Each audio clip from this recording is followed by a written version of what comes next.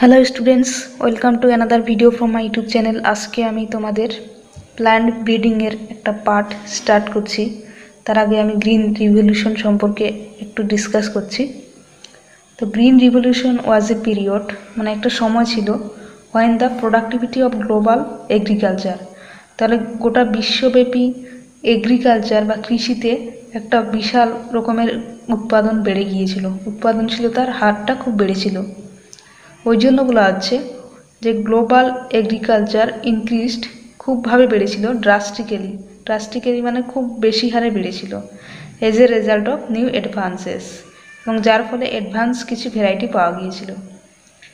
তাহলে green revolution হচ্ছে সারা বিশ্বে খাদ্য উৎপাদন বা বিভিন্ন দানাশস্য উৎপাদন এর জন্য কৃষিতে একটা ব্যাপক হারে উৎপাদন বৃদ্ধি পেয়েছিল, সেটাকেই বলা হচ্ছে গ্রিন রিভলিউশন বা সবুজ বিপ্লব। তাহলে during this time period new chemical fertilisers and pesticides war created. তাহলে সেই সময় বিভিন্ন রকমের কেমিক্যালস, ফার্টিলাইজার, সার বা বিভিন্ন পেস্টিসাইড ফার্স্ট আবিষ্কার হয়েছিল বা তৈরি হয়েছিল। The father of green revolution doctor M S. Swaminathan. তাহলে এটা 1 নম্বরের শর্ট কোশ্চিন আসতে পারে, who is the father of green revolution in India. তাহলে ভারতের মধ্যে গ্রিন রিভলিউশনের জনক হলেন ডক্টর এম.এস. স্বামীনাথন, কিন্তু গোটা বিশ্বের মধ্যে গ্রিন রিভলিউশনের জনক হলেন আমেরিকান বায়োলজিস্ট। তাহলে আমেরিকার একজন বায়োলজিস্ট, মেনলি ইনি হচ্ছিল জেনেটিক নিয়ে স্টাডি করেছে, জেনেটিসিস্ট। তার নাম হচ্ছে নরমান আর্নেস্ট বোরলাং। তাহলে তিনি গোটা ওয়ার্ল্ডের মধ্যে গ্রিন রিভলিউশনের জনক।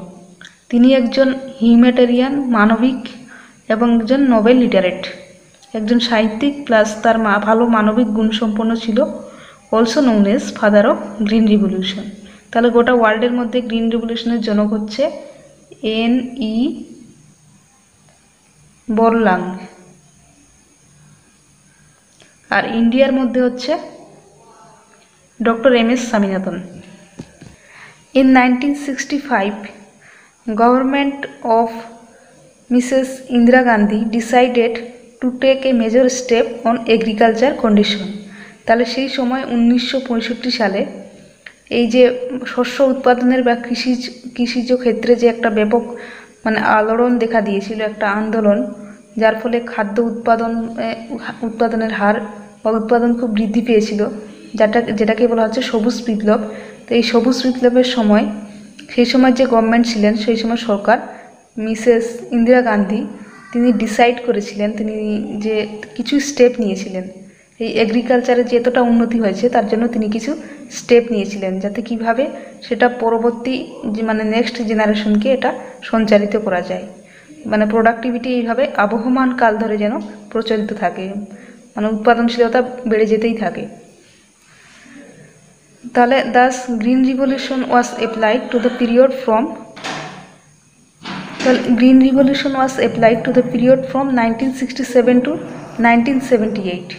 তাহলে 1967 থেকে 1978 এই সালের মধ্যেই ওই শস্য উৎপাদনের ব্যাপক হারে উন্নতি হয়েছিল, basically in the parts of the Punjab and Haryana. তাহলে সাধারণত পাঞ্জাব অ্যান্ড হরিয়ানায় 1967 থেকে 1978 সালের মধ্যে কৃষিজ উৎপাদনের একটা ব্যাপক মানে ব্যাপকভাবে উন্নতি হয়েছিল বা একটা আলোড়ন দেখা দিয়েছিল, যেটাকেই বলা হচ্ছে green revolution. Doctor M S. Swaminathan from India. তাহলে ইন্ডিয়ার যে scientist doctor M S. Swaminathan led the green revolution as a project. তিনি গ্রিন রিভলিউশনটাকে একটা প্রজেক্ট হিসেবে নিয়েছিলেন। আচ্ছা, এরপর আমরা শুরু করছি মেথডস অফ প্ল্যান্ট ব্রিডিং, উদ্ভিদ প্রজননের যে পদ্ধতিগুলো। তো বিংশ শতাব্দীর শুরুতে আমরা জানি যে ফাদার অফ জেনেটিক্স, যাকে মেন্ডেলকে বলা হয়, তার কাজের পর থেকে উদ্ভিদ প্রজনন বিদ্যার একটা অন্য রকমের একটা সূত্রপাত ঘটে, এবং তারপর থেকে নানা রকমের বিভিন্ন যে গবেষণা কেন্দ্রগুলো আছে, যেমন ভারতীয় কৃষি গবেষণা প্রতিষ্ঠান, ইন্ডিয়ান এগ্রিকালচারাল রিসার্চ ইনস্টিটিউট, যেটা দিল্লিতে আছে, তারপর বিভিন্ন রকমের সেন্ট্রাল পটেটো রিসার্চ ইনস্টিটিউট, তারপর এই রকমের যে বিভিন্ন রিসার্চ কেন্দ্রগুলো আছে, তারা রিসার্চ করতে শুরু করলেন যে কিভাবে খাদ্য উৎপাদনের উন্নতি সাধন করা যায় এবং কৃষিতে কিভাবে আমরা বিভিন্ন রকমের ভালো ভ্যারাইটির শস্য পেতে পারি। তো এইরকম গবেষণার ফল হিসেবে তারা কতগুলো প্রসেসের মাধ্যমে এটাকে উন্নতি সাধন করেছিলেন। তো এই পদ্ধতিগুলো হচ্ছে, একটা হচ্ছে ইন্ট্রোডাকশন বা প্রবর্তন, একটা সিলেকশন বা নির্বাচন, হাইব্রিডাইজেশন বা সংকরায়ন, মিউটেশন বা পরিব্যক্তি, টিস্যু কালচার বা কলা পালন, আর একটা হচ্ছে পলিপ্লয়েডি মানে পলিপ্লয়েডের মাধ্যমে প্রজনন। তো ফার্স্টে আমরা যেটা ডিসকাস করব সেটা হচ্ছে ইন্ট্রোডাকশন। ইন্ট্রোডাকশন বলতে বোঝাচ্ছে কোনো একটা নিজস্ব পরিবেশে, মানে when plants are growing in their natural habitat, in their native area, তো এইসব জায়গায় নির্দিষ্ট এক নিজস্ব পরিবেশে যখন জন্মানো উদ্ভিদকে অপর কোনো স্থানের ভিন্ন পরিবেশে নিয়ে আসা হয় তখন সেটাকে বলা হচ্ছে ইন্ট্রোডাকশন। তাহলে ইন্ট্রোডাকশনটা দু রকমের হয়, একটা প্রাইমারি অ্যান্ড সেকেন্ডারি। তাহলে introduction of plant from their native place to another place which having different climate. তাহলে একটা তাদের সাধারণ যে বসবাস সেই জায়গা থেকে অন্য একটা জায়গা, মানে একটা ক্লাইমেট থেকে আরেকটা ক্লাইমেট চেঞ্জ হচ্ছে, সেটাকেই বলা হচ্ছে প্ল্যান্টটাকে ইন্ট্রোডাকশন বা নির্বাচন করা হচ্ছে, এই প্রবর্তন করা হচ্ছে। তার মানে একটা ক্লাইমেট থেকে যখন আরেকটা ক্লাইমেটে আসছে তখন মানে নতুন যেই ক্লাইমেটে আসছে সেখানে প্ল্যান্টের যে বেঁচে থাকার যে অভ্যস্ত, বেঁচে থাকার যে অভ্যেস বা বেঁচে থাকতে পারছে বা খাপ খাইয়ে নিতে পারছে, এই খাপ খাওয়ানোটাকে বলা হচ্ছে অ্যাক্লিমাটাইজেশন। মানে কেউ একটা নতুন পরিবেশে গেলে সেই পরিবেশের সঙ্গে খাপ খাইয়ে যখন নিতে পারে তখন সেই পদ্ধতিটাকে বলা হচ্ছে অ্যাক্লিমাটাইজেশন। এই পদ্ধতি অনুসরণ করে আমরা বিভিন্ন রকমের যে বিদেশ থেকে যে আগত উদ্ভিদ আছে সেই উদ্ভিদগুলোকে স্বদেশী নতুন পরিবেশের মধ্যে খাপ খাওয়াতে পারি। ফার্স্টের দিকে কি করা হয়, বিদেশের যে এনভায়রনমেন্ট সেই রকম এনভায়রনমেন্টের মতো মানে কৃত্রিম একটা এনভায়রনমেন্ট তৈরি করানো হয়, পরে তাদের স্বনিষেধ করিয়ে অপত্য সৃষ্টি করে প্রাকৃতিক পরিবেশে রাখানো হয়। তো এই ইন্ট্রোডাকশনটা দু রকমের হতে পারে, একটা প্রাইমারি ইন্ট্রোডাকশন আর একটা হচ্ছে সেকেন্ডারি ইন্ট্রোডাকশন। তাহলে প্রাইমারি ইন্ট্রোডাকশন বা প্রাথমিক প্রবর্তন, when the introduced variety is well suited to new environment। তাহলে কোনো একটা প্ল্যান্টকে আমি সিলেক্ট করলাম, সিলেক্ট করে তাকে নতুন একটা পরিবেশের মধ্যে অন্য একটা ক্লাইমেটে এনে তাকে সেই জায়গায় তাকে পুঁতে দিলাম বা সেই জায়গায় তাকে থাকার মতো উপযোগী একটা জায়গা করে দিলাম। যখনই নতুন কোনো একটা প্ল্যান্টকে একটা ক্লাইমেট বা একটা পরিবেশ থেকে নিয়ে এসে অন্য একটা পরিবেশের মধ্যে লাগালাম তখনই সেটা হচ্ছে প্রাইমারি ইন্ট্রোডাকশন। তাহলে যখন প্রবর্তিত নতুন ভ্যারাইটি নতুন পরিবেশে ভালোভাবে বৃদ্ধি পাচ্ছে এবং তার উপর কোনোরকম মানে জিনগত পরিবর্তন যেমন হচ্ছে ট্রান্সজেনেসিস বা অন্য কোনো কিছু ছাড়াই, যখন কোনো পরিবর্তন ছাড়াই যখন তাকে চাষ করা হচ্ছে তখন সেটাকে বলা হচ্ছে প্রাইমারি ইন্ট্রোডাকশন। তো ওই জন্য বলা হয়েছে when introduced variety is well suited to a new environment, new এনভায়রনমেন্টে সুইট করে যাচ্ছে, থেকে যাচ্ছে, টিকে থাকতে পারছে, and it is released for the commercial cultivation without any alteration of genotype. তাহলে এটা বাণিজ্যিকভাবে চাষ করানো হচ্ছে, বাণিজ্যিকভাবে কাল্টিভেশন করা হচ্ছে without any alteration of genotype, তাদের মধ্যে জিনোটাইপের কোনো চেঞ্জ না করিয়ে, জিনগত কোনো চেঞ্জ না করিয়ে, কোনো ট্রান্সজেনেসিস বা অন্য কোনো হাইব্রিডাইজেশন না করিয়ে। তার এক্সাম্পল হচ্ছে ড্রপ হুইট ভ্যারাইটি লাইক সোনোরা 64। তাহলে গমের একটা ভ্যারাইটি আছে, গমের খর্ব ভ্যারাইটি, সেটার নাম হচ্ছে সোনোরা 64। ওই ভ্যারাইটিটাকে প্রাইমারি ইন্ট্রোডাকশন করিয়ে তাদের সংখ্যায় অনেকগুলো বাড়ানো হয়েছিল, যেটা বাণিজ্যিকভাবে কমার্শিয়ালভাবে মানে ইকোনমিক্যালি যেটা অনেকটা লাভজনক হয়েছিল। আর কি আছে, dwarf rice varieties of IR8। তাহলে ধানের একটা খর্ব ভ্যারাইটি আছে যেটার নাম হচ্ছে IR8, সেটাকেও প্রাইমারি ইন্ট্রোডাকশন করানো হয়েছিল। নেক্সট আমরা পড়ছি সেকেন্ডারি ইন্ট্রোডাকশন। তাহলে যখন প্রবর্তিত কোনো ভ্যারাইটি মানে লোকাল ভ্যারাইটির সঙ্গে যখন সেটাকে প্রাইমারি ইন্ট্রোডাকশন হয়েছে, তারপর সেটাকে লোকাল যে ভ্যারাইটি আছে, বিদেশ থেকে বহিরাগত কোনো প্ল্যান্ট নতুন একটা পরিবেশে এসে কিছুদিন বেঁচে থাকলো, তার মানে তার প্রাইমারি ইন্ট্রোডাকশন হলো। তারপর সেটাকে লোকাল কোনো ভ্যারাইটির সঙ্গে যখন হাইব্রিডাইজেশন বা সংকরায়ন ঘটানো হয়, তারপর উন্নত একটা নতুন বৈশিষ্ট্যের মানে অনুপ্রবেশ ঘটে। তার ফলে সেই নতুন বৈশিষ্ট্যের যে প্ল্যান্ট, তার মানে বহিরাগত প্ল্যান্ট প্লাস লোকাল প্ল্যান্ট, তাদের সঙ্গে হাইব্রিডাইজেশন করিয়ে একটা নতুন বৈশিষ্ট্যযুক্ত একটা প্ল্যান্ট পাওয়া যায়। সেই প্ল্যান্টটাকে পরবর্তীকালে চাষের কাজে ব্যবহার করা হয়, সেটাকে বলা হচ্ছে সেকেন্ডারি ইন্ট্রোডাকশন। তাহলে introduce variety is subjected to selection. তাহলে ফার্স্টে সেটাকে ইন্ট্রোডিউস ভ্যারাইটিটাকে সিলেক্ট করা হয়, or used in hybridization program with local varieties. তাহলে সেটা লোকাল ভ্যারাইটির সঙ্গে হাইব্রিডাইজেশন বা সংকরায়ন করা হয়। তো ফার্স্টে তাকে সিলেক্ট করা হলো একটা বাড়ি থেকে আগত একটা ইন্ট্রোডিউস প্লান্ট বা অন্য কোনো দেশের মধ্যে অন্য কোনো প্লান্ট, সেটাকে লোকাল কোনো ভ্যারাইটির সঙ্গে হাইব্রিডাইজ করানোটাকেই, তার ফলে যে নতুন যে প্রোডাক্টটা পাওয়া যাচ্ছে সেটাই হচ্ছে secondary introduction. To get improve varieties with some new characters. এর ফলে আমরা কি পেতে পারি? উন্নত মানের কিছু ভ্যারাইটিযুক্ত উদ্ভিদ পেতে পারি, যার মধ্যে নিউ কিছু ক্যারেক্টার্স আসবে। যেমন ধানের ক্ষেত্রে দেখা যায়, গমের ক্ষেত্রে সোনালিকা আর কল্যাণ সোনা, এই দুটো ভ্যারাইটি, তারা কিন্তু সেকেন্ডারি ইন্ট্রোডাকশনের ফলে এই দুটো ভ্যারাইটি পাওয়া গিয়েছিল। এরপর আমরা জানবো যে পারপাস অফ প্লান্ট ইন্ট্রোডাকশন, মানে উদ্ভিদ প্রবর্তনের উদ্দেশ্য কী। তার মানে নতুন ভ্যারাইটি যে সৃষ্টি করা হচ্ছে, সংগৃহীত গাছের আমরা কি দু রকমের বৈশিষ্ট্য পেতে পারি, মানে যেই বহিরাগত কোনো প্ল্যান্ট প্লাস দেশের প্ল্যান্ট, এই দুটো গাছের সংমিশ্রণে যেটা নতুন যে ভ্যারাইটিটা পাচ্ছি তার মধ্যে নানা রকমের বৈশিষ্ট্য পেতে পারি। তাছাড়া কি হয়, এটা বিভিন্ন গাছ থেকে মানে বিভিন্ন জায়গা থেকে যেহেতু গাছগুলো সংরক্ষণ করা হচ্ছে বা তাদের বীজ সংরক্ষণ করা হচ্ছে, তাহলে এটা জার্ম প্লাজম কনজারভেশনও বলা হয়। কারণ অন্য জায়গা থেকে কোনো একটা বৈশিষ্ট্য বা কোনো যেটা একটা বীজ বা কোনো কিছু আমরা সেটাকে আমাদের প্ল্যান্টের মধ্যে ইনসার্ট করিয়ে তার যে জেনেটিক ক্যারেক্টার্স সেটাকে আমরা সংরক্ষণ করতে পারছি, ওই জন্য এটা জার্ম প্লাজম সংরক্ষণও বলা হয়। তাছাড়া নতুন ভ্যারাইটি থেকে মানে বিভিন্ন খাদ্যবস্তু, কাঠ এবং ভেষজ উদ্ভিদ, যেটা মেডিসিনাল প্ল্যান্ট যেগুলো আমাদের দেশে যেই মানে কোনো প্ল্যান্টের ক্ষেত্রে যে অ্যালকালয়েডগুলো আছে, আমাদের দেশে হয়তো ওই অ্যালকালয়েডটা পাওয়া যায় না, কিন্তু অন্য দেশের ক্ষেত্রে পাওয়া যায়। তাহলে অন্য দেশের প্ল্যান্টের সঙ্গে আমাদের দেশের প্ল্যান্টের হাইব্রিডাইজেশন ঘটিয়ে আমরা সেই অ্যালকালয়েডগুলো পেতে পারি। তাহলে নেক্সট হচ্ছে প্রসিডিওর অফ প্লান্ট ইন্ট্রোডাকশন। তাহলে উদ্ভিদ প্রবর্তনের যে পদ্ধতির মধ্যে একটা হচ্ছে procurement of plants or germplasm. তাহলে আমরা যে হাইব্রিডাইজেশন বা সংকরায়ন ঘটাবো, তাহলে আমরা সেই প্ল্যান্টগুলো মানে আমরা পুরোপুরি প্ল্যান্ট নিয়ে আসতে পারবো না, হয়তো প্ল্যান্টের বীজ বা মানে অন্য কোনো কিছু জার্ম প্লাজমের যে পার্টগুলো আছে, সিড বা কোনো টিস্যু, সেই জিনিসগুলো আমরা দিয়ে আমরা হাইব্রিডাইজেশন করাবো।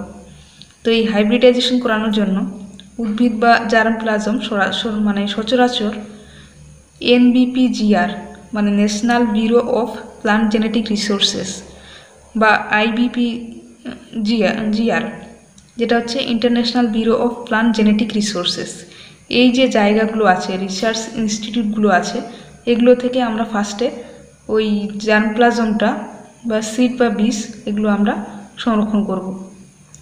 তাহলে requisition for introduction of a new crop plant or new varieties should be submitted to NBPGR within the country or IBPGR।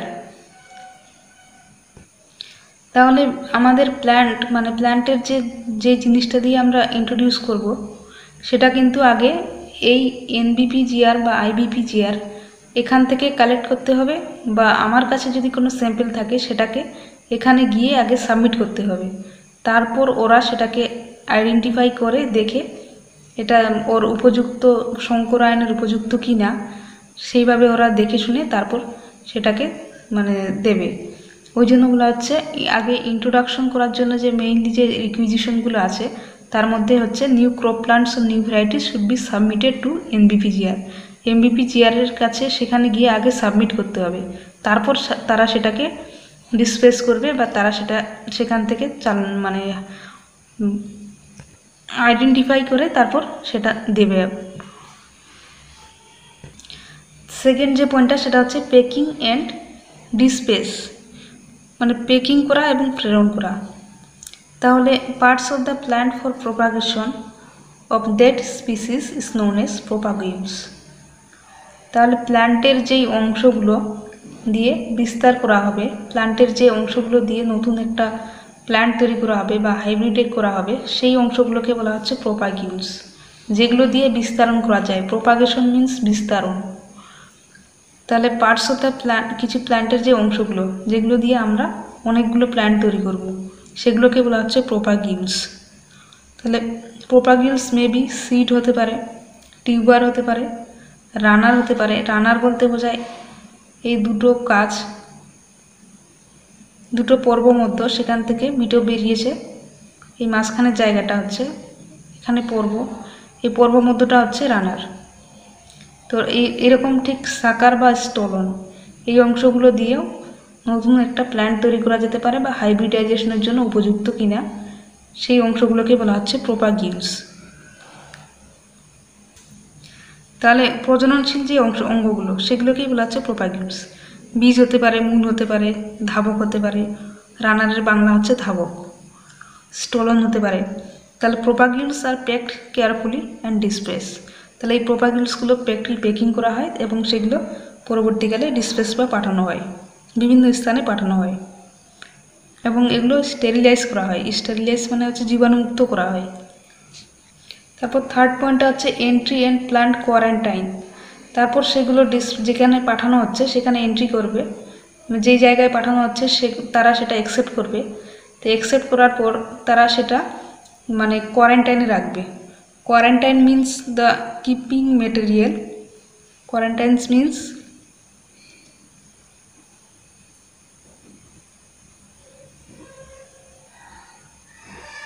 keeping material in isolation to prevent the spread of disease.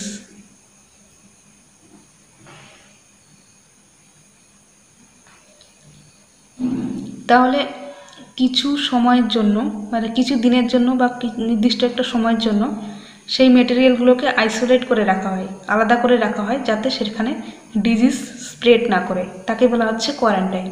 ওই জন্য বলা হচ্ছে keeping material in isolation to prevent the spread of disease. তাহলে the materials are treated with insecticide, fungicide, নিমাটোসাইড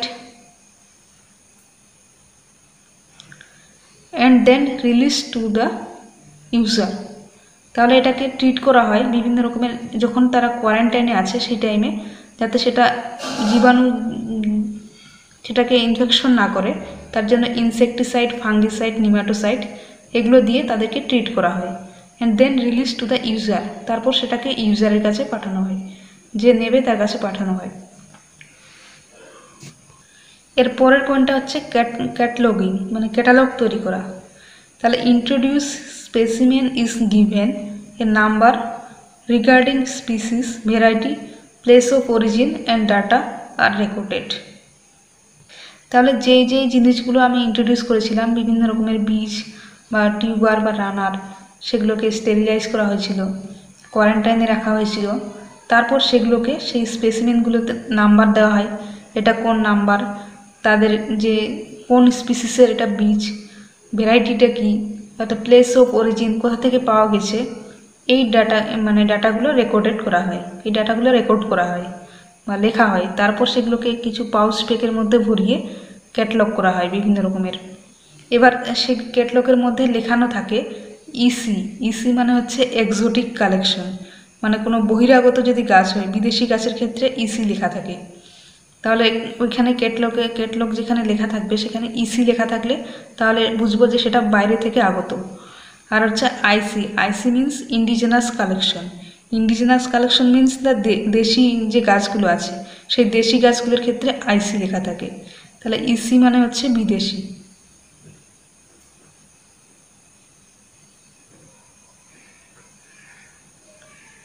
আরেকটা হচ্ছে IW. IW means indigenous wild. তাহলে indigenous wild বলতে বোঝাচ্ছে দেশীয় যে বন্য উদ্ভিদ, বনের মধ্যে যে উদ্ভিদগুলো পাওয়া যায় সেগুলো কিন্তু ইন্ডিয়ার মধ্যেই, কিন্তু বন্য উদ্ভিদ, তাদেরকে আইডাব্লিউ লেখা হয়। তাহলে এইরকম যে ক্যাটালগটা আছে সেটাতে ইসি, আইসি, আইডাব্লিউ এগুলো লেখা হয়, প্লাস কোথায় পাওয়া গিয়েছিল, কবে পাওয়া গিয়েছিল, কার ভ্যারাইটি, কোন স্পিসিস, এগুলো সম্পর্কে যাবতীয় তথ্য সেখানে লিখে রাখা হয়। তারপর লাস্ট যে পয়েন্টটা আছে, performance of at different substations are evaluated under different environment. তারপর তারা যেগুলো নিয়ে যায়, তারা বিভিন্ন এনভায়রনমেন্টে সেগুলো লাগানো হয়। তারপর তাদের যে পারফরমেন্স, কোথায় কোন এরিয়ায় কতটা সেটা সাকসেসফুলি সেই প্ল্যানটা গ্রো করছে, সেটাকেই বলা হচ্ছে ইভ্যালুয়েশন বা মূল্যায়ন।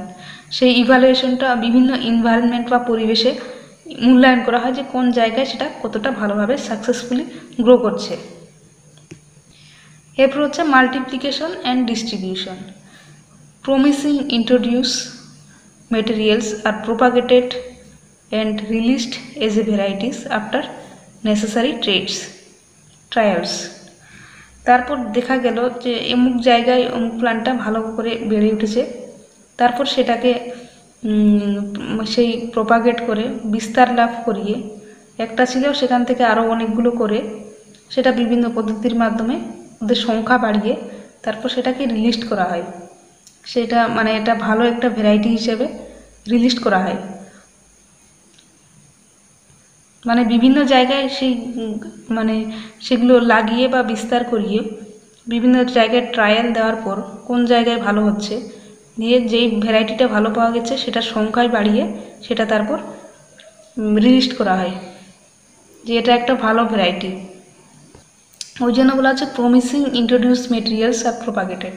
তাহলে যে মেটেরিয়ালগুলো ইন্ট্রোডিউস করা হয়েছিল সেগুলো প্রপাগেট করা হচ্ছে, বিস্তার লাভ করা হচ্ছে এবং সেগুলো একটা ভালো ভ্যারাইটি হিসেবে বিক্রি করা হচ্ছে। আগে তার বিক্রি করার আগে সেটা বিভিন্ন জমিতে বা বিভিন্ন জায়গায় ট্রায়াল দেওয়া হচ্ছে। তাহলে এর যে মেরিটসগুলো আছে সেই মেরিটসগুলো হচ্ছে it provides entirely new crop plant to a place. তার মানে কোনো একটা জায়গায় একটা এন্টায়ারলি নিউ জেনেটিক কনস্টিটিউয়েন্ট যুক্ত একটা প্ল্যান্ট বা নিউ ফিচার্স যুক্ত একটা প্ল্যান্ট আমরা পেতে পারি। Superior varieties may be originated. এর ফলে আমরা সুপিরিয়র মিন্স খুব ভালো কিছু পাওয়া, সুপিরিয়র মিন্স বেস্ট কালেকশন। তো সেই সুপিরিয়র ভ্যারাইটিটা আমরা এর মাধ্যমে পেতে পারি মানে ইন্ট্রোডাকশনের মাধ্যমে, directly or after selection or hybridization.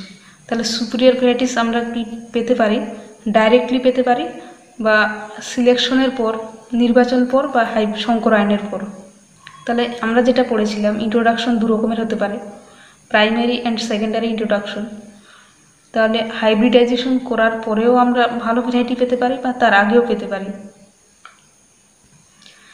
It is the most quick and economical method of crop improvement. তাহলে এটা সব থেকে একটা ইজি প্রসেস যেটা কৃষকদের জন্য বেনিফিশিয়াল, প্লাস ইকোনমিক্যালি এটা খুব ইম্পর্টেন্ট। কারণ এটা কৃষকদের জন্য যদি ফলন ভালো হয়, ভালো কোয়ালিটির যদি শস্য পাওয়া যায় তাহলে কৃষকদের জন্য এটা লাভজনক হবে।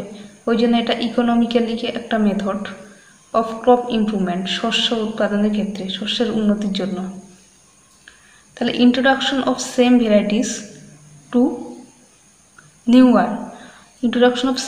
Two newer area may protect them from some disease.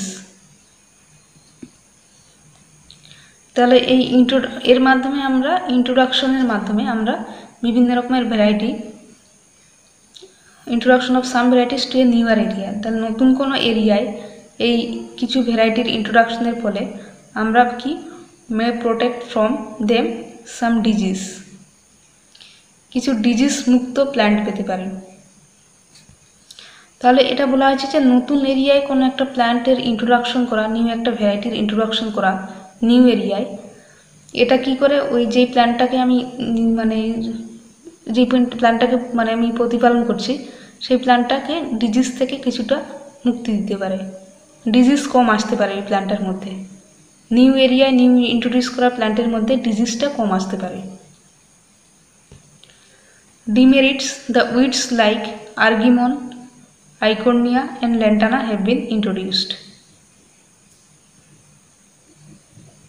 তাহলে বহিরাগত যে প্ল্যান্টগুলো এসেছিলো, বহিরাগত যে জিনিসগুলো এসেছিলো, প্ল্যান্ট নয়, প্ল্যান্ট ছাড়াও আরও অনেক কিছু সিড বা কিছু, তাদের সঙ্গে দেখা যাচ্ছে কিছু আগাছাও চলে আসছে।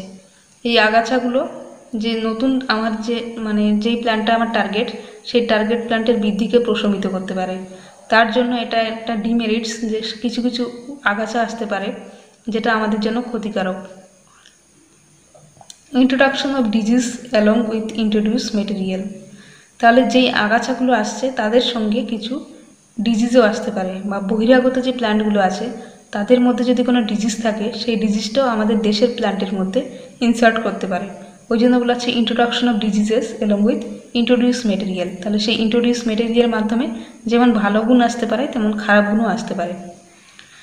Introduction of insect pest along with introduced material, তাছাড়াও এদের সাথে বহিরাগত প্ল্যান্টের সাথে বা অন্য কিছুর সাথে কিছু ইনসেক্ট